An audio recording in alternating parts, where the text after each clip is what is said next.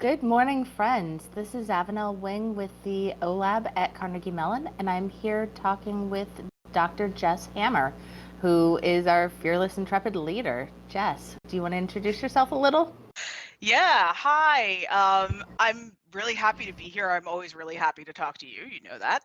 Um, Yep. and it's funny you say introduce myself briefly because I now wear so many hats that my introduction is like really long.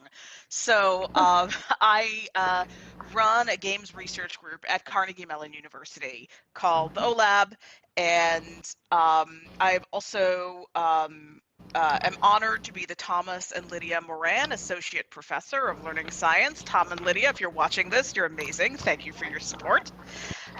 And I'm currently serving as the Associate Director of the Human Computer Interaction Department as we go through a leadership transition. So I wear a lot of, like, I'm a game designer and I'm an educator, I'm a researcher, I'm a community leader. But at the end of the day, what I really care about is helping us make advances in what we know about transformational games, right? Games that change the way we think, feel, and behave, about joyful learning, right? Learning experiences that are pleasurable and meaningful to us, and about building healthy communities. So I kind of wear whatever hats I have to wear to get those things done. Right. And that is the magnitude of what you do is actually why I didn't try to do the full introduction because I would have missed some key part of that. Um, so, which of those hats would you like to talk about today?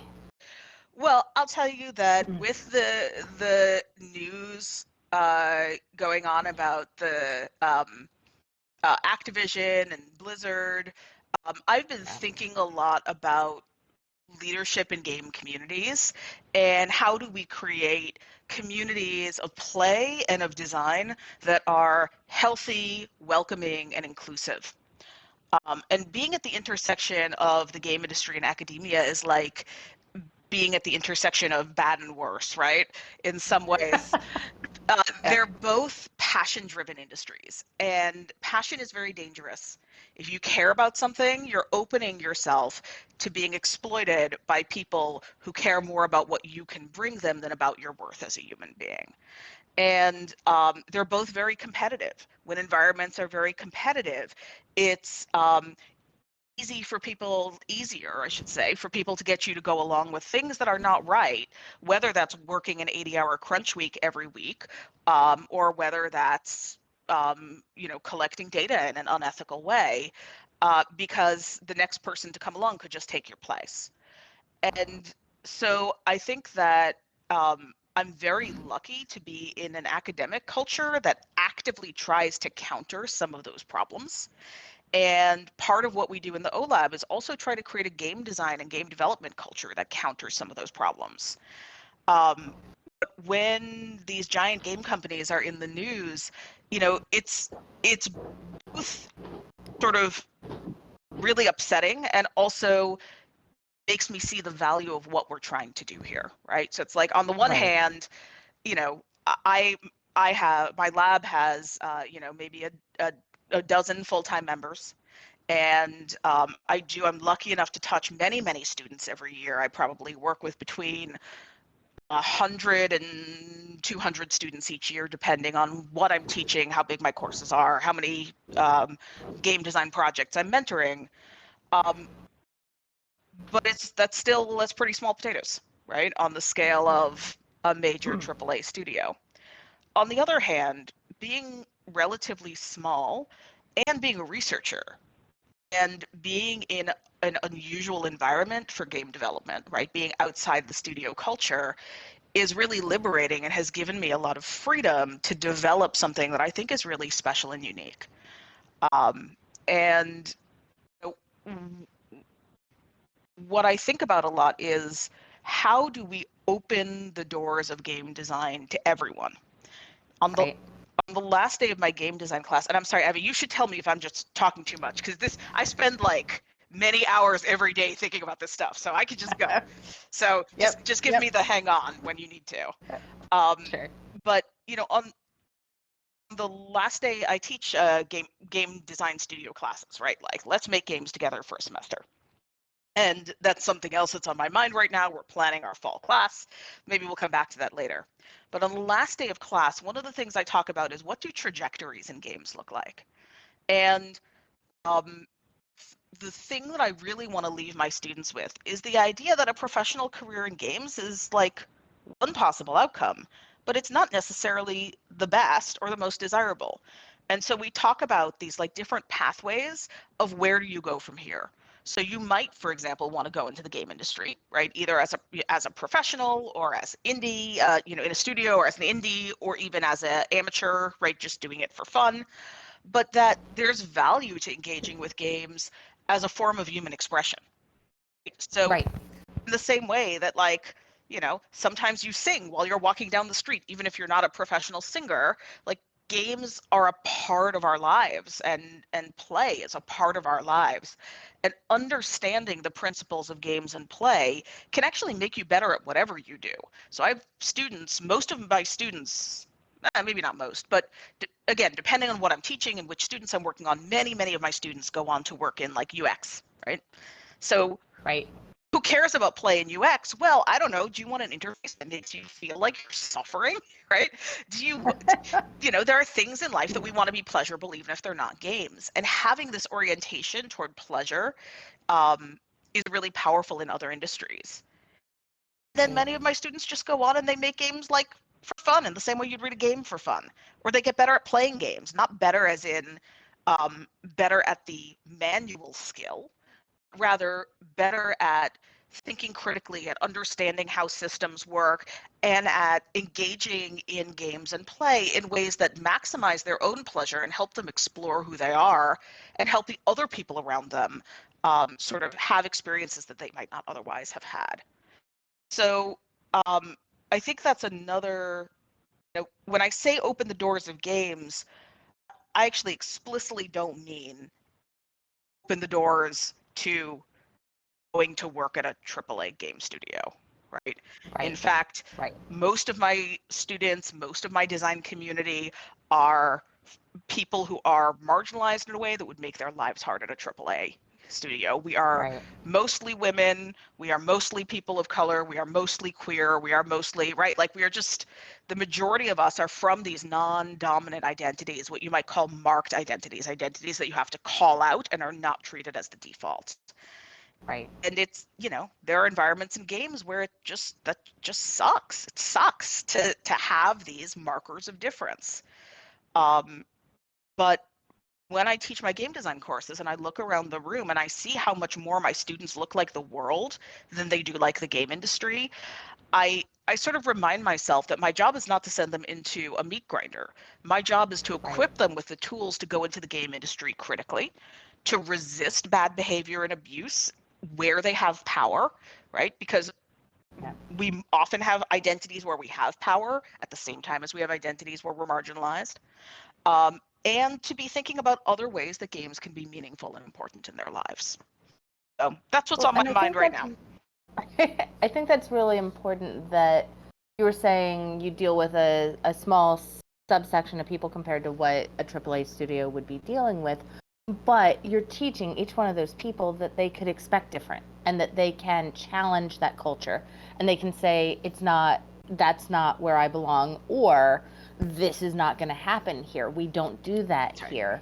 And especially juxtaposed against the Olympics and Simone Biles removing herself and saying, "I'm not going to do this because I'm not well and I'm not being treated well."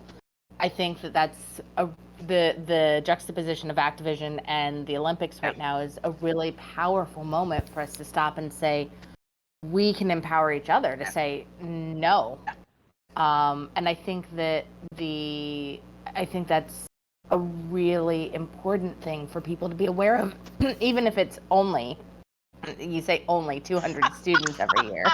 No, it's true. When I started this job, I was like, my God, 200 students, that would have blown my mind.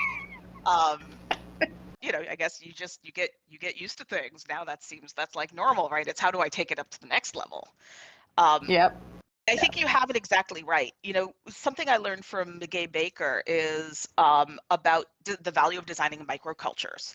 That actually the Mm-hmm. microculture that we have, for example, within the O Lab or within my game design class, creating that culture, even though it's temporary, people are going to leave, it's a relatively small group of people, you're exactly right. It shows people what's possible.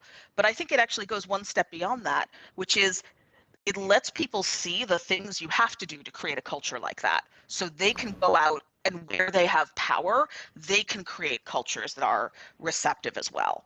And I've actually, when my first PhD student graduated, I did some work to make some of these practices explicit. I created a little card deck for her called the Portable Hammer. Um, because she would no longer be meeting with me every week. So I was like, when you wonder what would Jess do, here's your card deck. Pick a card, and that started to make That's amazing. some of these practices explicit. Things like, for example, as I get more powerful, I'm much more careful to show that it's okay to say no, because Mm-hmm. power has its own weight. Right. And so It does. things like saying, I'd like you to take 24 hours to think about this and let me know privately what your decision is, right? Don't put people on the spot in a meeting. Yep. Or something I did yesterday, right? So I've been working with this group of people for the last 2.5 years on designing games with kids that help them that help them engage with the idea of co-robotics. So a robot as your partner rather than a robot as an object that does things for you.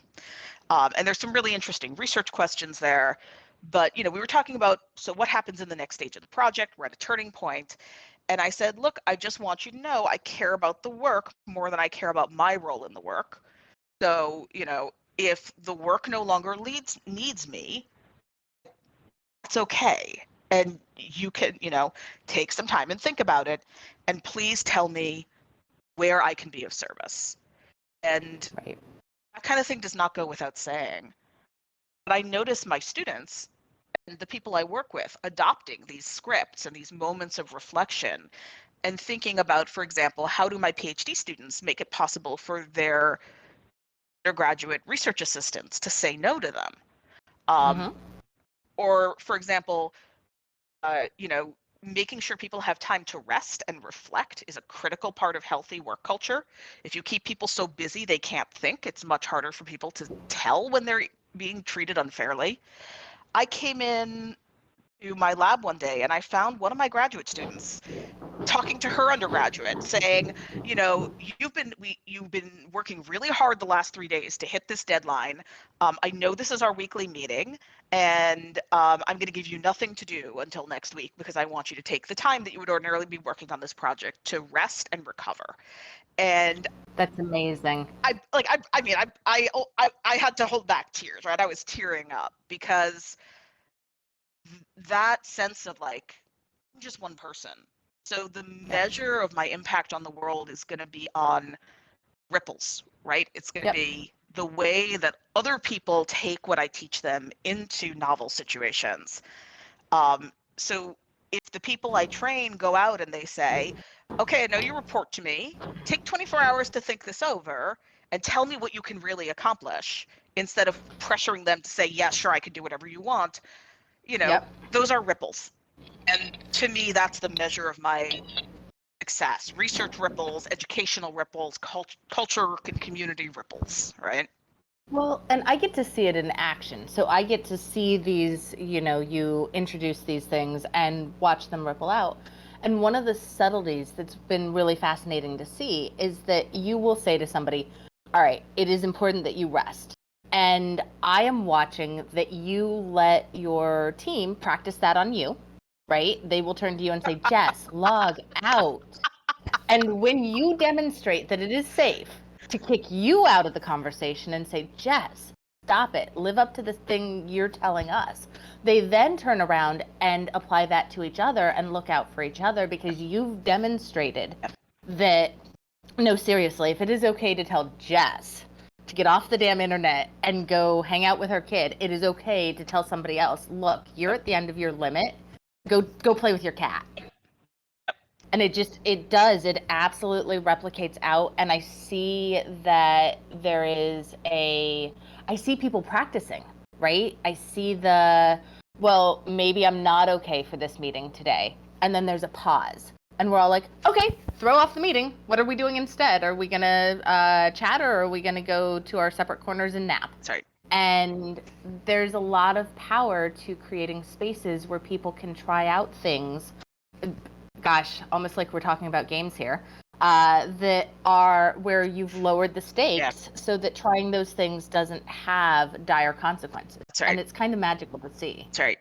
And in many ways, I actually think the dire consequences, like, in academia, and let's be clear, these things are not opposed to outsized success, right? My lab, my students, my collaborators are incredibly successful. In fact, we have a game in the finals for the G Awards, which is a learning game competition that we put together. We built this game like concept to deliverable in less than 8 months, right? Like really amazing, high quality work, short time schedule.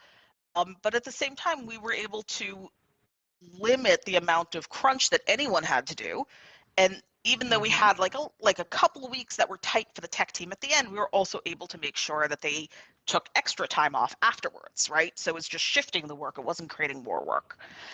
And the reason why I say that I don't think that I think that rest and excellence enhance each other is for a couple of reasons. So first of all, we know that people actually just do worse work after 45 hours a week.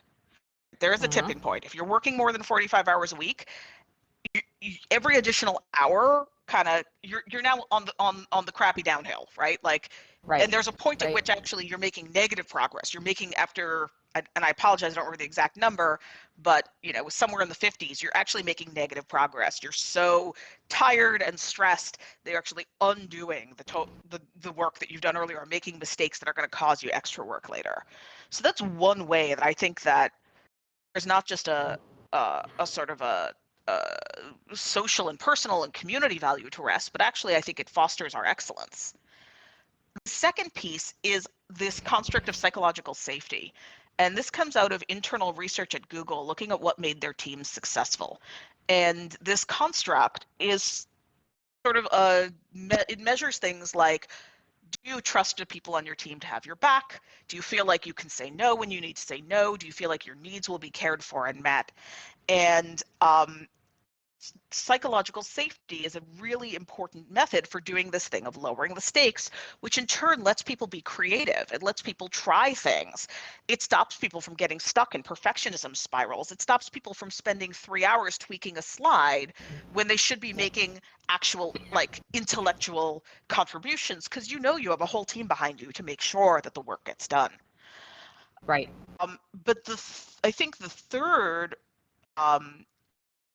critical piece where I think rest and taking time and being able to say, you know what, let's just not do this, we'll find another way, is because in both games and academia, the risks of pressure and rush are actually worse than the risks of being too slow, at least in my world. So okay, unpack that. So like negative outcomes, for example, of my work, we treat the people that we're doing research with disrespect or unethically, right? And that's something that happens if you're trying to do things super fast, or under high pressure, or you feel like you can't admit to not being able to make a deadline, or you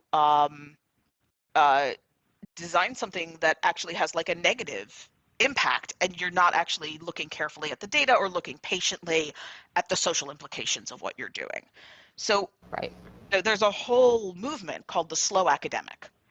And there's a book, I don't remember the authors, but it is literally called The Slow Academic. If you Google it, you will find it. And it really gets at the idea that,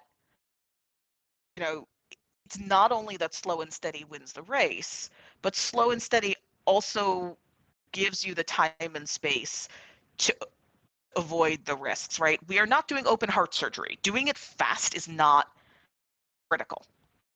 What's Right. critical is doing it ethically and doing it well. And it turns out that that's not incompatible with doing things fast sometimes, right? Or doing some parts of the work fast. Being able to not being afraid to say stop or slow or, hey, we thought we were going to make this September paper deadline, but actually we'll do it for January, right? Like in the big picture, who cares if the paper goes out in September or January, right? The goal is to talk to our community, and you don't want to say stuff like, you know, uh, uh, implicitly, like we had um, uh, our team all had breakdowns while we were doing this work, or we got this done, but the community that we're working with feels like we exploited them. Right. Right. And yeah, Maggie Berg is the author. thank you, Abby. It's real good. So how does that fit into an environment where programs and students are only with you for a very narrow window of time? I'm kind of fascinated by that juxtaposition. Yeah. Hard, right? It's I think probably my biggest challenge is that I develop these relationships with these incredible students and bring them in and work with them, and then they it's both the happiest and the saddest moment when they leave and they go on to something fabulous. So I think the most important thing for being able to create a sustainable culture is that people are actually on staggered schedules. I'm actually very lucky, right? So I work with staff basically stay as long as they were willing to keep getting paid, and I'm willing to continue paying them. And so far I'm actually very happy. I've only had people leave because they had incredible offers they couldn't refuse. But that provides some very long-term continuity. Then I have PhD students who stay for 5 to 7 years, right? Mm-hmm. And then there are undergrads, and I actually really like working with first and second years because I have 4 years, 3 or 4 years to develop these relationships and enculturate them. Then I have master's students who are there for 1 or 2 years, right? Right. And so uh, because things are staggered like that, people in the community, there's actually this ability to have this like self-reinforcing structure that when people come in, there are lots of people around who know what they're doing. Right. And who have institutional knowledge of projects. I actually learned in like the end of my second year that 15 weeks, a 15-week semester is not enough for a student to come in, spin up a project and complete it unless they have we have capstones, we have courses where there's a ton of infrastructure, they get faculty support, they get, whatever it is. Coming and joining my lab and doing a random thing with me, that's just not realistic. But what I can do is, as the leader of the lab, think about how to split up work that's effective on scales from 5+ years down to a 15-week semester, and actually now even down to, we do these minis, which is a half semester engagement, like could be an independent study, could be a job. So down to like, what can a student do in 7 weeks? And Wow. yeah, and that's about scoping tasks in different ways, and understanding how all of those tasks fit together to make a larger whole. It doubles back, though, to what you were saying about if my engagement is no longer helpful, tell me, and I will pass the baton. It decentralizes the individual and the ego and makes it about the work. That's right. And that seems very counter to what most people's impression of academia is, right? The whole publish or perish Right. paradigm that everybody has heard about. Right. And it's interesting that has to, in order to be able to parcel out bits of a project and bring someone in and get them up to speed, you have to have from the beginning decentralized the ego and the individual. And that's like from the ground up. That is foundational. You can't just tack that onto a lab. So I mean, yes, that is how our lab is designed from the ground up. But people can use this parceling out technique to stop people from making the kinds of deep intellectual contributions that would require them to credit them. Right? So this could actually either really be countercultural, which is what we're trying to do, right? And you've got it exactly right. I mean, it's not a surprise, you're part of this culture too, right? But decentralized, a focus on the work, focus on team building and collective wisdom, and a trust that will elevate each other. So for example, most of my publishing commitments, when I get stressed about publishing papers, it's because I want to make sure that the people who did the work are getting the visibility that they deserve, right? Like I don't need it. I need it. I need to push other people into the spotlight. I've got mine, right? I'm happy with where I am.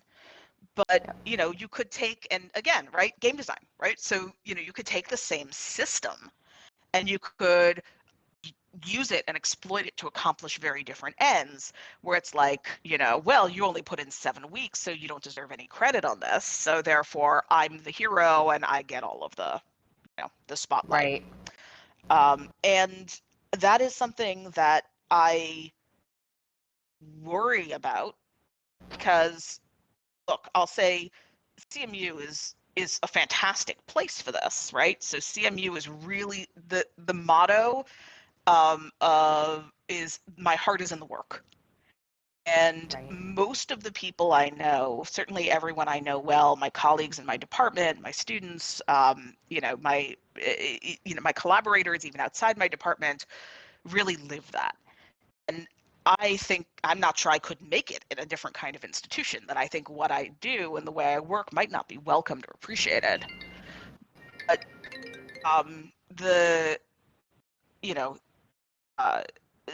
that doesn't mean that the larger systemic pressures don't exist.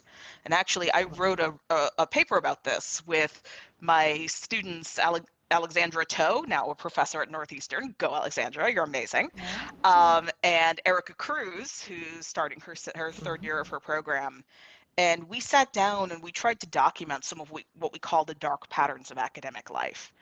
And even in an environment with the best people and the best intentions, you have to design against these, because the ranking system that says, well, who published the most papers in this conference still exists no matter how you feel about it, right? And you only have control over the systems within your own institution. You're still part of this network. I read an exceptionally good book, and I cannot dig up the title, but I will figure it out. Either it'll maybe come to me later during the stream, about, for example, how the U.S. World and News Report college rankings create this enormous pressure on institutions just by their existence, because the system exists, right? It creates institutional pressures that then filter down to programs and faculty, and even every university is part of these larger systems, right? Or part of these larger systems about where does the money to pay people come from? How much scholarship money can you offer students, right? These kinds of things matter. And so, to me, it comes when someone said, so like, what skills are you going to bring to bear on doing this department leadership role? And I said, well, game design, right? You really have to understand how these rule systems, what they incentivize, what resources they make available, how other people are likely to behave, and then you can design against that. Yeah. Well, and one of the things that I do is I interact with game conventions all over the country, and I talk to them about running play to win programs, where they get a pile of games from a bunch of publishers and you put it out there and someone checks it out, and at the end of the convention, someone who has played that game takes it home. And one of the things that I talk to with every convention is that each microculture has its own ways that it games the system, and bad behavior manifests differently, right? In the New York City area, it's hyper competitive and people are super blunt, and hey, I was checking that out next, and you have to kind of be prepared for managing that. But there are areas of the country where the bad behavior is that everybody in a 4-person group walks up to the table, checks out a 4-hour game at the same time, and walks away and sits on those 4 titles for 16 hours, and nobody else gets to see them or play them. Oh. Right? Yeah. And then there's another area of the country where what they do is they've figured out that if they touch the game, they get entered into the drawing. And so what you have to design against is the people who check the game out, read the rule book, check it back in, and have never played it. And there's this question of, is that okay? So they've interacted with the game, they understand the game. The likelihood is if they like what they saw, they might buy it. Does this go against the spirit of things and what you're talking about different institutions and understanding people's incentives? There's a lot of just observing what your culture does. Is it different? Is there something that incentivizes this behavior over that behavior? And for me, it's been really fascinating and a huge, like, what works in my local community and in my microculture doesn't translate directly over into it, because how people, what social motivators are at the top of the list are entirely different depending on where you are. It's like expecting everybody in an area that doesn't play euchre to understand what a trick-taking game is, right? It just doesn't happen. And so how do we create these systems to be portable and flexible and be able to be adapted? I almost feel like, in addition to your external oracle of what would Jess do, there needs to be the internal, like, okay, am I acting with integrity? Am I treating people with respect? Right? That value check. Yep. Because once you get to the core values, then you can carry it outward, right? When you go, does this live up to the spirit of this program? Yes, I'm going to let you check out a couple of things and just read the rule book. But once you get to 15 games where you've just read the rule book, you're not within the spirit of the rules. Yep. I couldn't agree more. This is something that I call dancing with systems. I gave one of the talks I'm most proud of. It's on YouTube. You can go and view it for free. It's a keynote I gave for a Brazilian games conference called SB Games. The talk is called Comfortable and Uncomfortable Systems. But where I get to at the end of the talk is the idea that systems are living things, that you can make a system, then people will live within that system, they'll learn the system, they'll adapt to the system, and the behavior of the system will change. And so you have to constantly be in this push and pull backward and forward of living with a system that will always be imperfect, right? That I think a lot of people have the sense of, oh, if we just get the right rules, things will work. And that's actually, that's not, it's about dynamic flows, not about static sort of static states of being.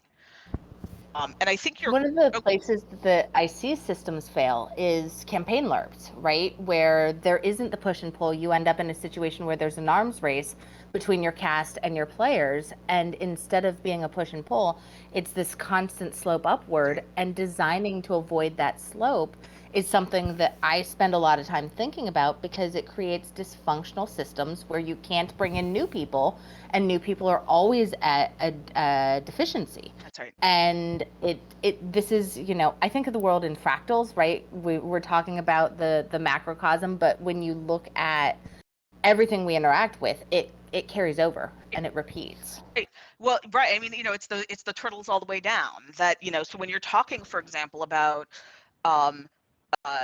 the problems you're having with microcultures at different conventions. Well, that's all within a larger system where in America we have capitalism, we have incredible social and financial inequality, we have less and less social mobility. So the behaviors that people are doing to try to get free games can't be understood outside of a context where actually, for a lot of people, pleasure is scarce or money is scarce, and it makes sense to try to game the system where you can, because there's this larger system that you can't opt out of, and you can't necessarily game where you don't necessarily feel power. And shifting, and there's no stakes in gaming the system. That's right, exactly.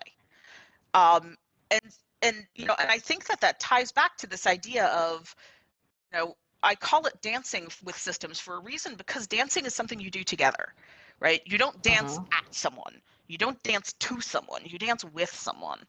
And, Yep. so campaign LARPs, right, coming in, and how do you make the cast and the senior players and the junior players, how can they dance together?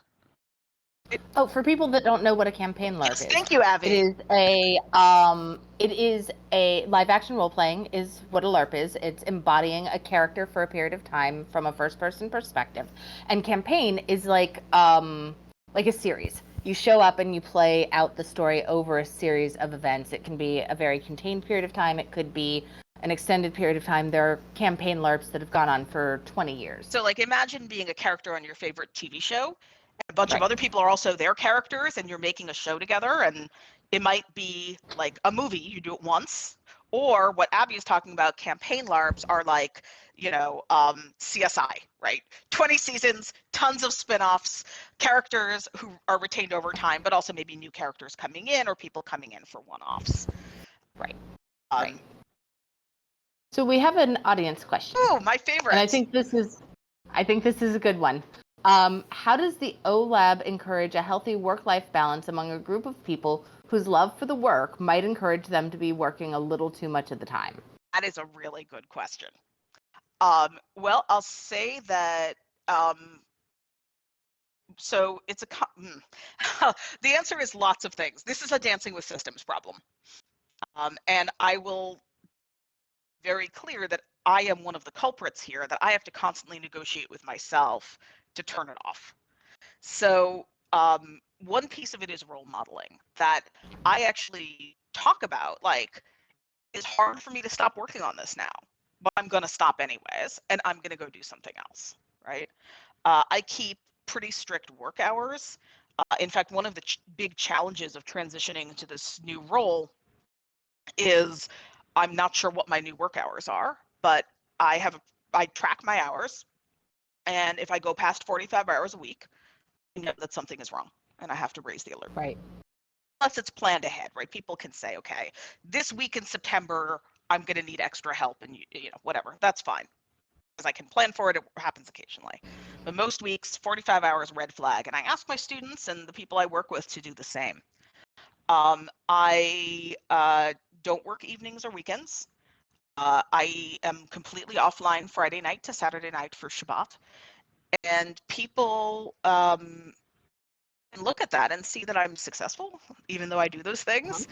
And so I think a lot of what drives overworking is part love and part fear. So at least I can take the fear away. There's a second piece, which is this explicit education, right? Like, you love the work, so be your best when you're doing it. Right. And then the third piece is I actually have lab policies like minimum required vacation. We're going to be doing an audit at the end of this month to make sure everyone in the lab has taken enough time off and is getting enough rest. And I've been a little bit flexible on this because of the pandemic, because not everybody wants to take pandemic staycations, or whatever it is. But, if people are not taking enough time to take care of themselves, I will use my position of leadership and authority to make them take care of themselves and say, cool, here's the week you're going to take off and you're not allowed to come to meetings and I don't want you doing any work.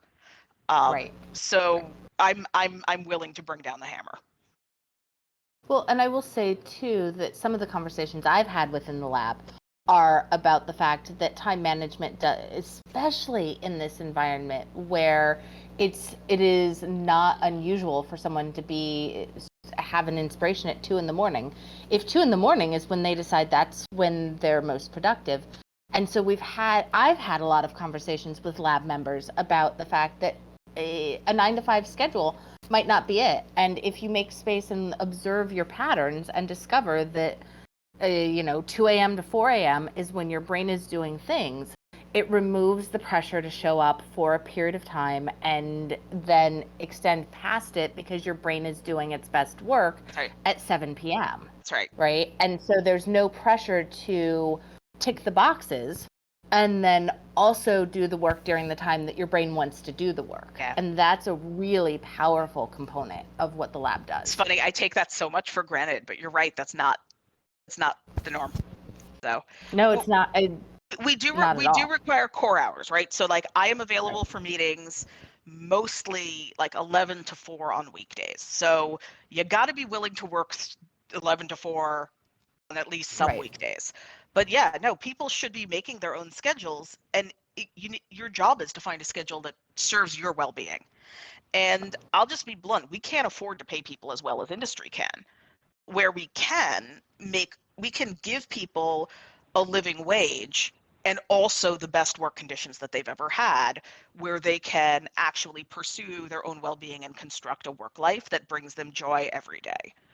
So The fact that I can't imagine a member of the lab melting down because they need to get a thing done and go to a doctor's appointment oh, is not normal never. in our current capitalist society, right? Like, you work really hard to have healthcare and then you can't use it. And that's just not, that's, if somebody has been sick for a week, there's the have you taken care of yourself, not, well, you're just going to have to suck it up and keep moving because we've got this paper due. Yeah, no, what I tell people, don't work if you're like, I will yell at people if they show up to meetings when they're sick, right? Well, why are you here? Go lie down, you know? Right. Because ultimately, the marathon, it's not a sprint. And you hurting Right. yourself today hurts us all in the long term. And it's not, it feels urgent, but it's not urgent, right? That what we do, I talk a lot about cruise ship problems, that things take a long time it takes a long time to turn the ship. So don't show up to this meeting sick. Go take care of yourself.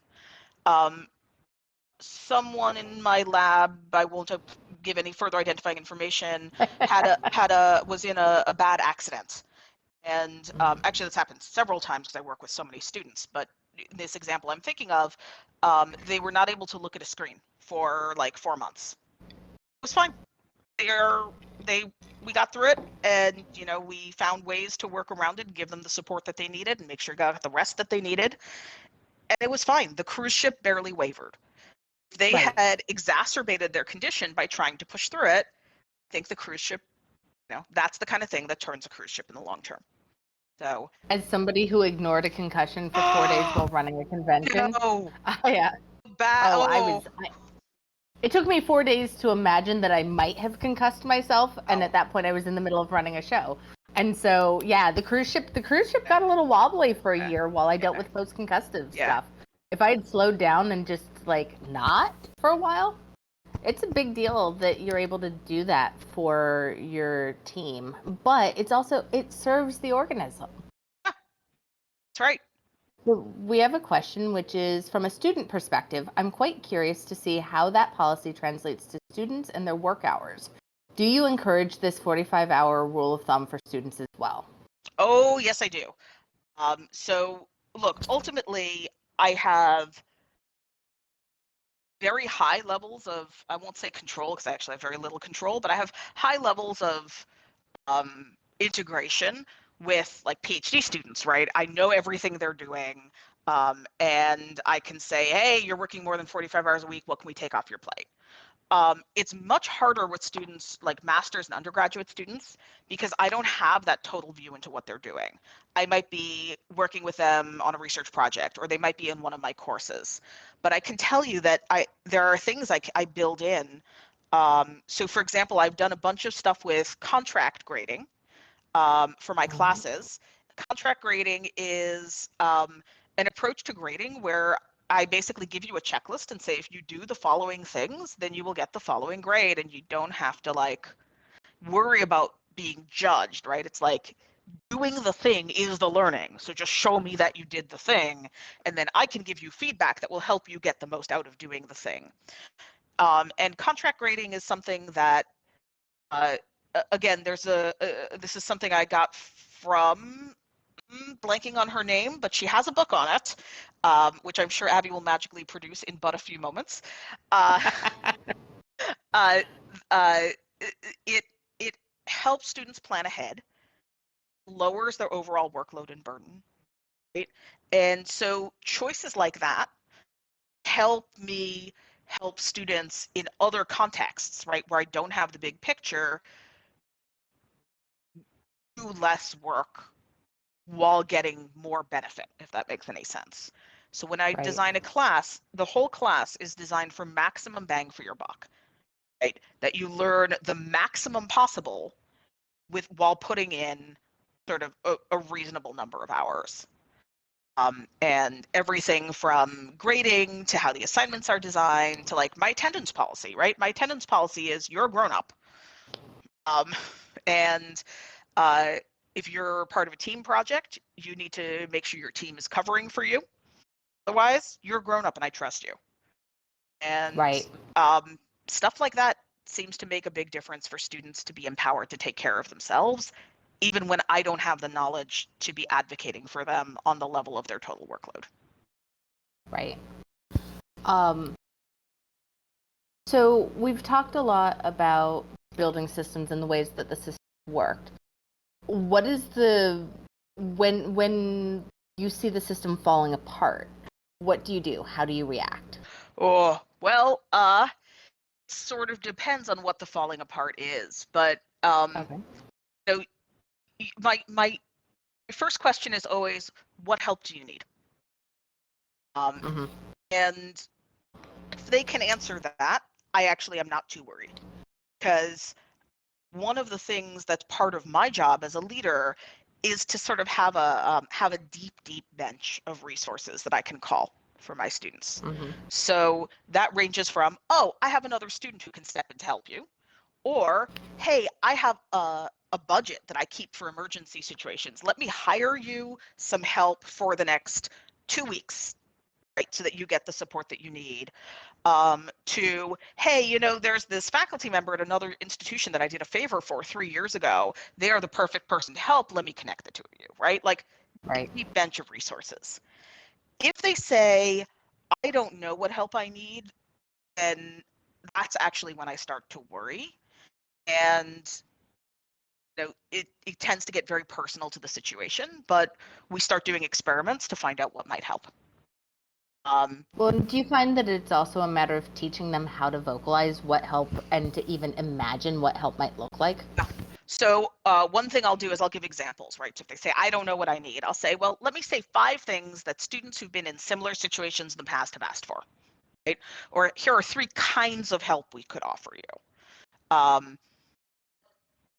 The other thing, and this is getting back into my research interests, I have this um, I have certain projects that are like tiny little seeds that I'm just waiting to plant in the rich soil. Like, I know I want to do this project and don't have the resources for it yet, but I've gotten really interested in this question of how do we help people reflect and decide what they need, and how do we help them think this through before they're in crisis. So Right. to give a very personal example, my father died unexpectedly when I was in graduate school. It was terrible. And I had dozens of people saying, how can I help you?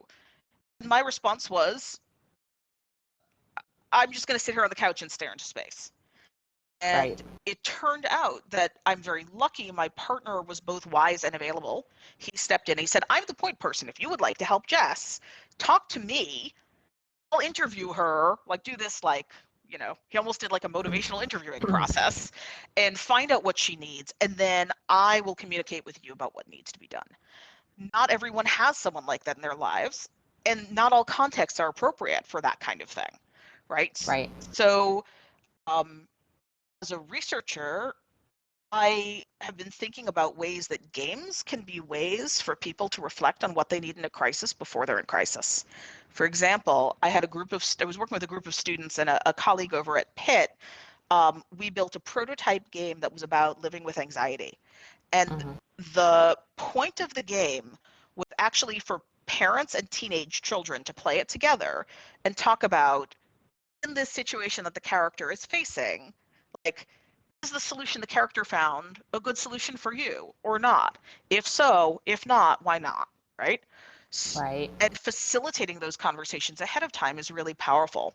There was a project out of the ETC that was uh, doing something similar. It was a game that I have to apologize because I cannot remember the name of the project, but again, it was a game that facilitated conversations for people about mental health and suicide. and the ETC, the Entertainment Technology Center, CMU's games program. We do all kinds of amazing projects with partners from all over the world. If you're watching and you want to do a project with us someday, we do have nonprofit slots available open every year, so stick it in the back of your head if you want to do something cool with us. Um, so, and I have this vision for like, what if there were,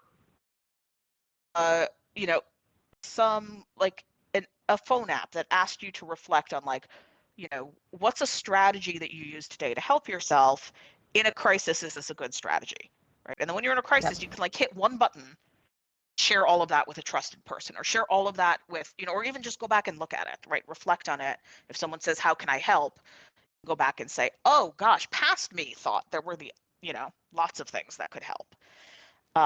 And I think that there's sort of the HCI side, right, is, we look at questions of human computer interaction.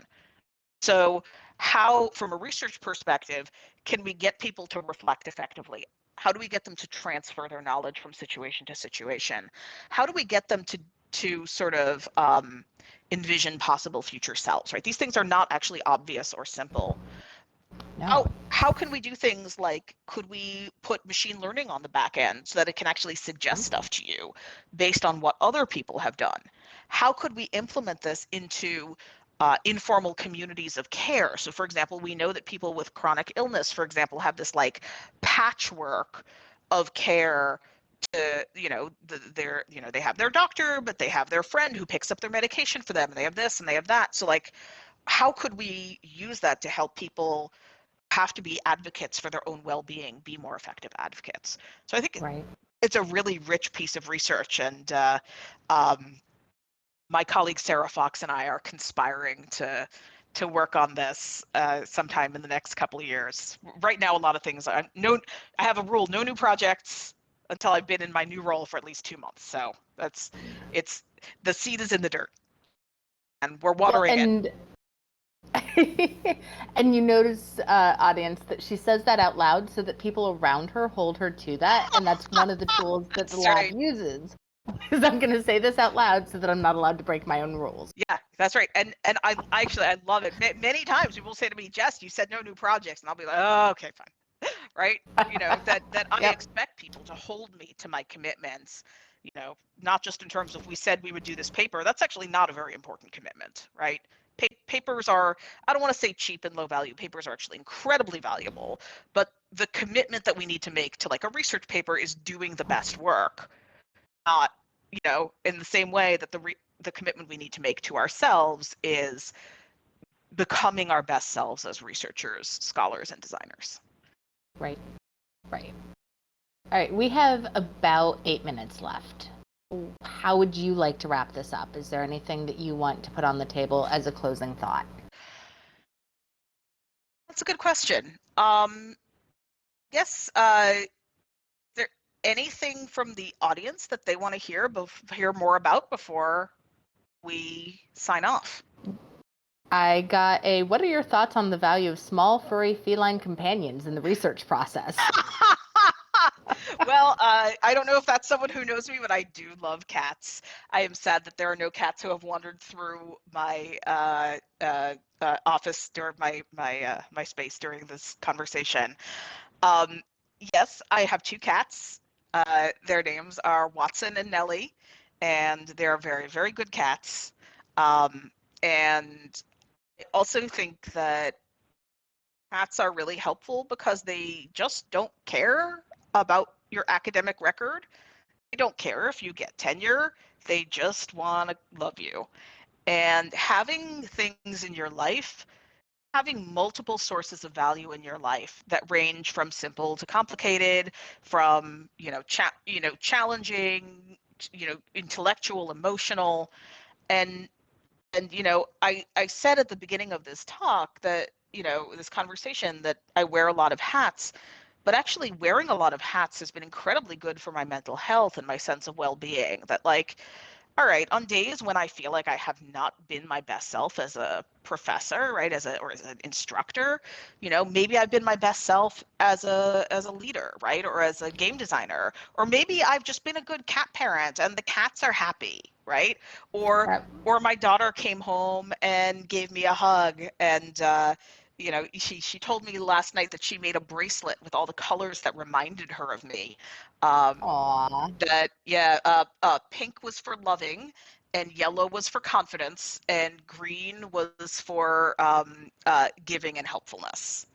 And right, and I was like, oh, and that's a source of value that has absolutely not, Yep. doesn't have to be a kid, right? A kid, cat, being a member of communities outside my work that have nothing to do with games, singing, participating in Jewish practice and ritual. Um, on the hard days are the days where I don't think I can do it, the days when I think I've bitten off more than I can chew. I say to myself, I'm a human being, and there are at least there are cats that love me, and it's very hard to let down the cats. So I would recommend cats for everyone. When I'm talking to other members of the lab about the intersection of neurodivergence in cats, we also use cats as motivation for self-care, because you have to feed and water the cat, you have to Right, take care of the cat. right, And so if you build in the habit that when you feed the cat, you feed the human, nice. that has actually been really helpful for some of the lab members who are like, I get into the zone and I forget to eat, and then it's 12 hours later and my brain is broken. Why do I do this to myself? And I'm like, but you don't starve the cat. Don't starve you if you don't starve the cat. And that works for people, right? Yeah. It taking care of something outside of themselves lifts them out of that focus That's right. and goes, wait a minute, I should take care of me too. That's right.